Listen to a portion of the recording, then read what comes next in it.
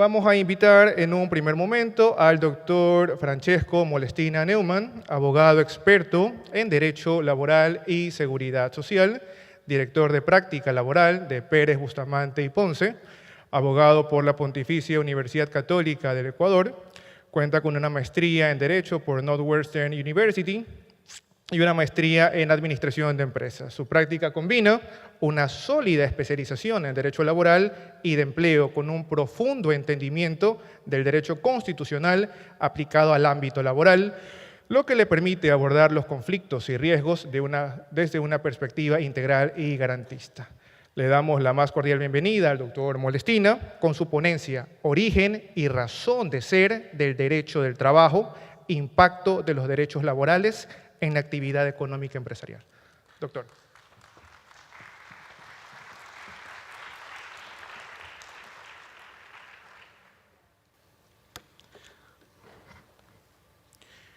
Muy buenos días con todos.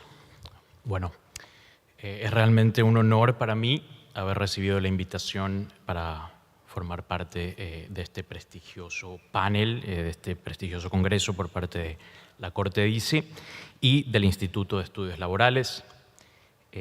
Un especial agradecimiento a la doctora Hernández, a quien admiro muchísimo. Yo me siento pues como un oyente más, naturalmente, con el nivel de ponencias que escuchamos ayer. Yo estoy aprovechando al máximo este espacio y agradezco y tomo la palabra del doctor Romero, quien ayer mencionó, quien destacó que este congreso, así como otros espacios que busca impulsar el estudio de derechos laborales y la Corte DICE laboral, procurará una pluralidad de enfoques y de voces, y creo que es precisamente como me siento yo acá. Considero que una visión fresca del derecho laboral también debe ser parte del debate, de los puntos de encuentro que pueden coexistir con el sector industrial, con el objetivo claro de mejorar las condiciones laborales de quien tiene empleo y poder incorporar al universo laboral todo ese porcentaje de la población económicamente activa que no cuenta con un empleo adecuado. Mi práctica profesional se centra exclusivamente en la asesoría y patrocinio de empleadores, de empresas, en asuntos laborales. Entonces, trabajo muy de cerca con los equipos de talento humano, de recursos humanos y con las empresas en general, lo cual me ha podido permitir palpar de primera mano cuáles son esas principales preocupaciones al momento en el que un grupo extranjero decide aterrizar en Ecuador o se decide apostar por aumentar la mano de obra en Ecuador.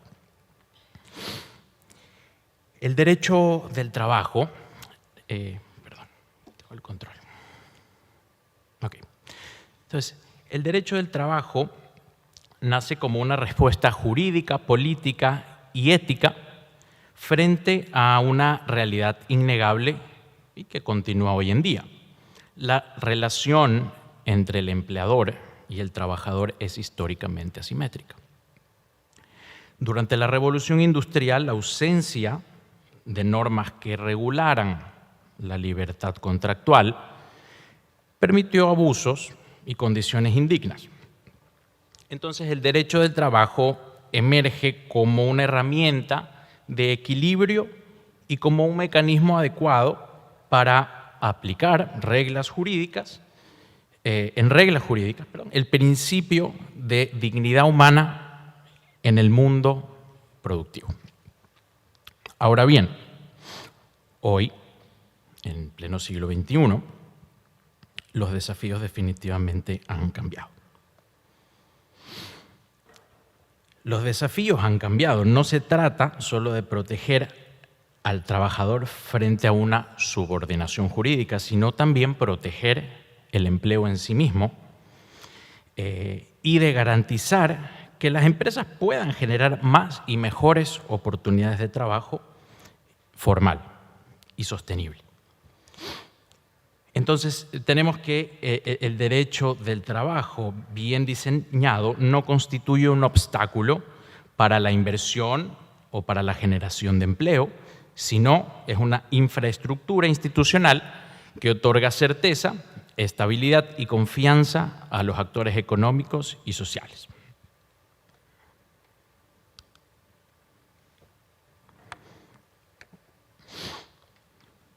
En Ecuador, los primeros antecedentes del derecho del trabajo se remontan a inicios del siglo XX, con normas dispersas como, por ejemplo, la Ley de Jornales de 1916, la Ley de Accidentes de Trabajo de 1921, que comienzan a regular aspectos esenciales como la jornada, como descansos, como seguridad ocupacional y contratación de mujeres y menores de 18 años, por ejemplo. Entonces, el verdadero punto de inflexión lo tenemos con nuestro querido Código del Trabajo de 1938, promulgado mediante Decreto Supremo número 178, inspirado en gran parte por un constitucionalismo social europeo y latinoamericano. Estas instituciones, sin duda, responden a una época en la que, por ejemplo, la seguridad social no era universal, la economía en Ecuador era predominantemente agrícola, por lo que el trabajador carecía de una protección ideal frente a eventos como una terminación o la vejez ordinaria, una terminación de contrato o la vejez. Entonces, a partir de 1938, nuestro Código del Trabajo tiene más de 40 reformas.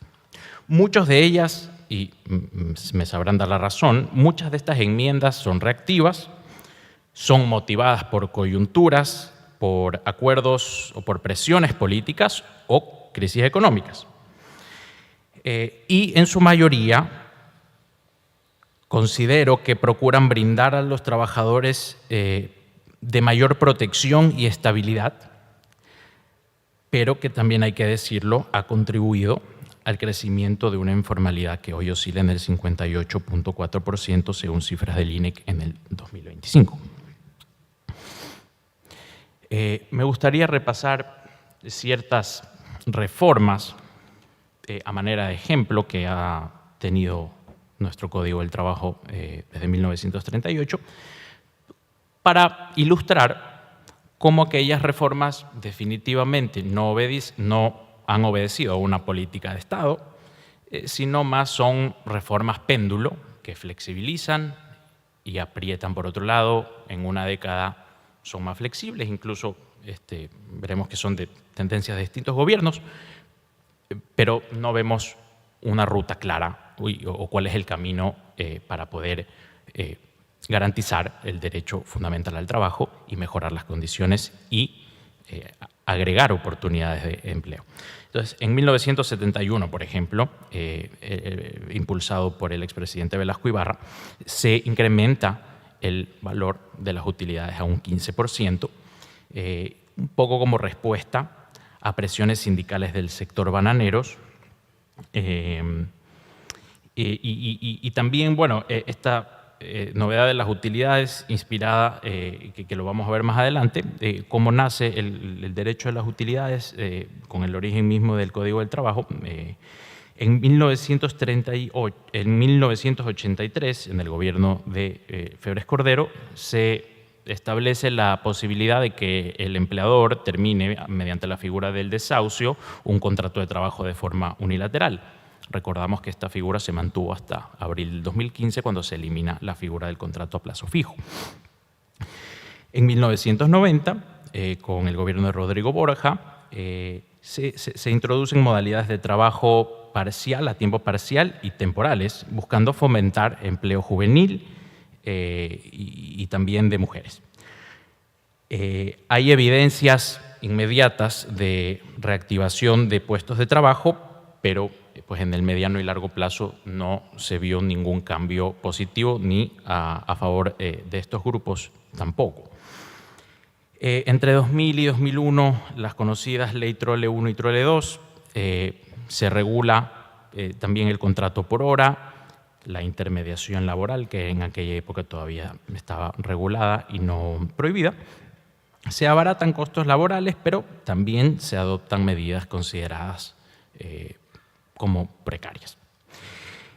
Y bueno, en el 2008 conocemos que hubo una reforma muy importante que prohíbe la tercerización, el trabajo por horas, se vuelve la relación laboral bilateral y directa, con ciertas excepciones, y coincidirán que estas reformas reflejan un péndulo, ¿no?, entre proteccionismo y flexibilidad, sin un rumbo o una visión integral a largo plazo.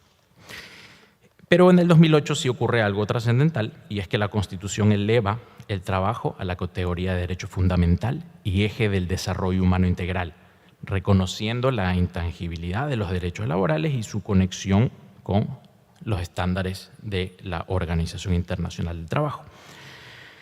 Pero bueno, lo cierto es que las instituciones del siglo XX tenían o enfrentaban ahora enfrentan unas dinámicas del siglo XXI, como el teletrabajo, la inteligencia artificial, las plataformas digitales y otros nuevos modelos productivos que nos plantean el reto definitivamente de proteger al trabajador sin obstaculizar la formalización del empleo masivo.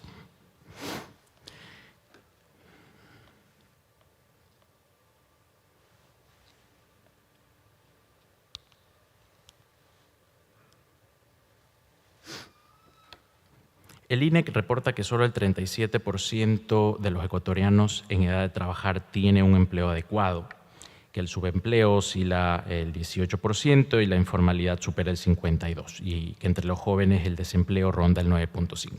Todos los días escuchamos estas cifras, cambian de un año a otro, pero la informalidad se mantiene en números muy elevados, y eso definitivamente creo que es uno de los puntos más importantes que como país debemos resolver. Es indudable que la razón de ser de muchas de las protecciones, de los derechos, de los beneficios laborales que consagra nuestro Código del Trabajo radica en necesidades colectivas reales, especialmente en esas áreas donde el Estado no lograba o no logra garantizar una cobertura suficiente.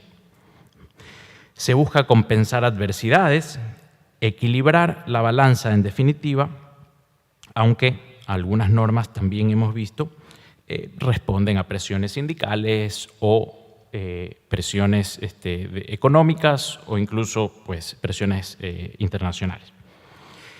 Pero es precisamente por el carácter tuitivo que tiene el derecho del trabajo que éste debe responder a las demandas laborales y sociales actuales, no a las del siglo pasado.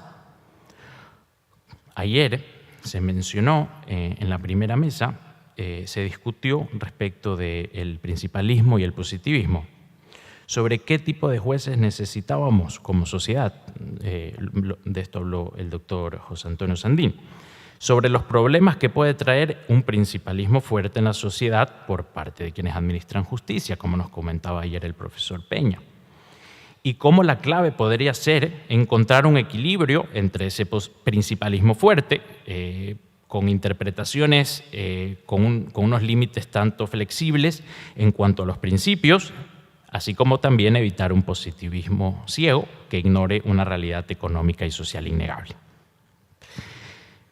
A manera de ejemplo, y de ninguna manera implica que esto es una sugerencia para que se eliminen o estoy canalizando algún mensaje de parte del sector productivo para que se elimine alguna de estas figuras. No es el objetivo.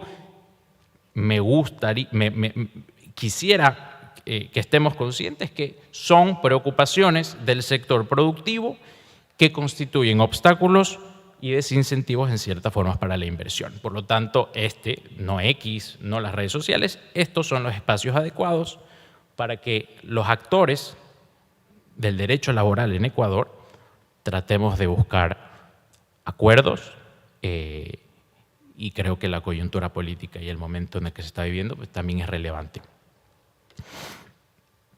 La jubilación patronal, por ejemplo, fue creada en 1938 con un propósito de garantizar un ingreso vitalicio a trabajadores que dedicaban su vida a una empresa en una época en la que la seguridad social no era universal, ¿no?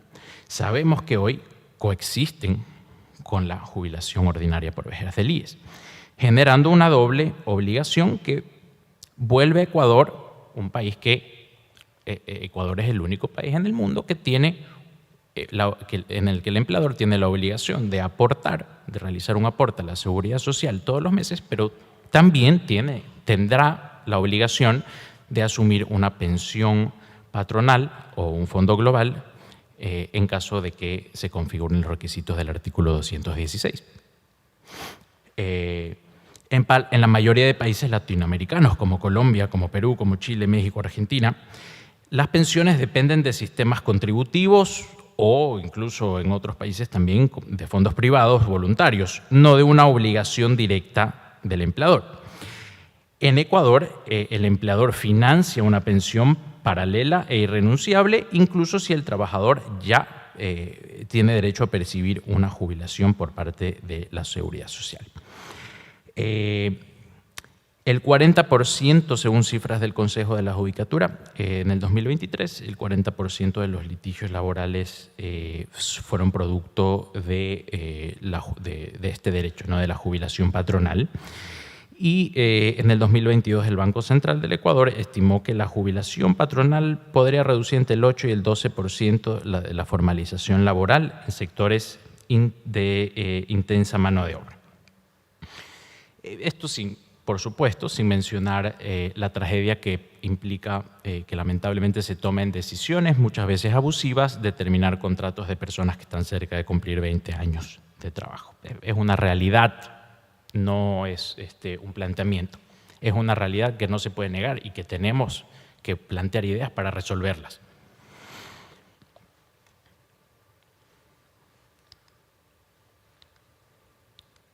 Otro aspecto que debemos decir, también causa cierta preocupación, especialmente de capitales extranjeros que buscan aterrizar en Ecuador y crear fuentes de empleo, evidentemente, es la participación de las utilidades. Tenemos que hablarlo, la participación de las utilidades, que está fijada el 15%, que probablemente se inspiró en la Constitución mexicana de 1917, donde fue incorporada por primera vez.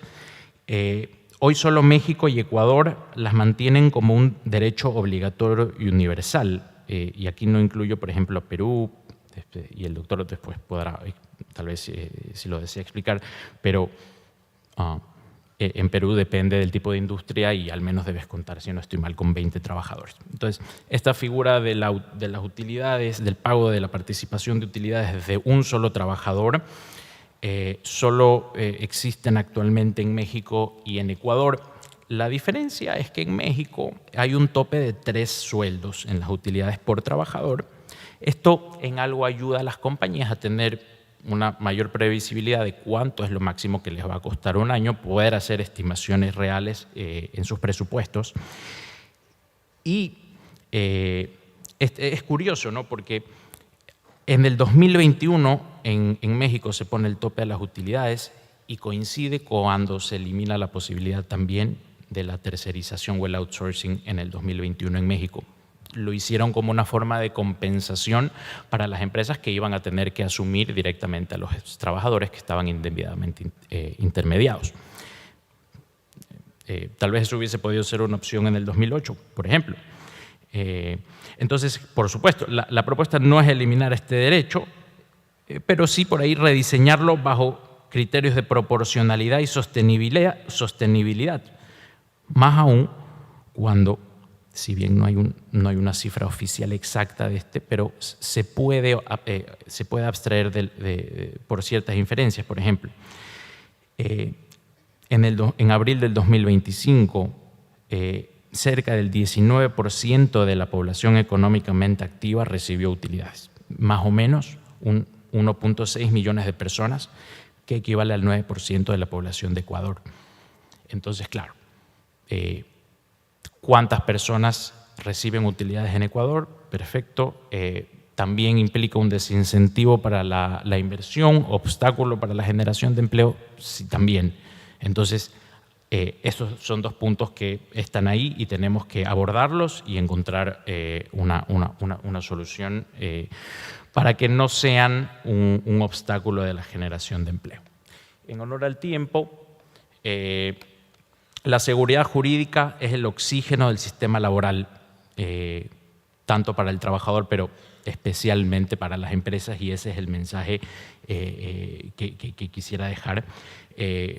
Como se señaló ayer, se trata de una virtud, por ejemplo, que nos comentaba ayer el doctor Vigo, que tiene Argentina.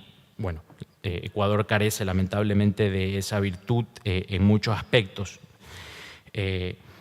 Entonces, el juez laboral moderno debe ser un juez de prudencia institucional, consciente de que su decisión trasciende el caso individual y repercute en la confianza general del sistema.